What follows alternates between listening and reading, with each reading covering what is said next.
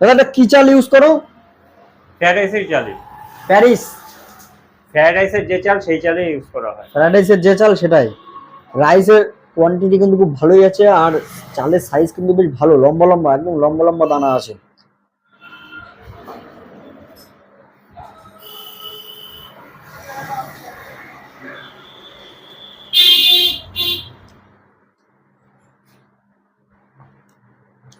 চিকেনের সাইজ কিন্তু এরকম আছে, এরকম সাইজের 2 পিস দেবে, ঠিক আছে, সাথে একটা আলুও পাবে।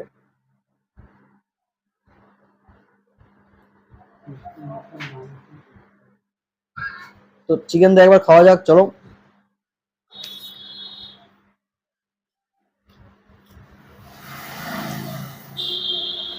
ঠিকঠাক, দারুণ, আমি বলবো এক কথা দারুণ।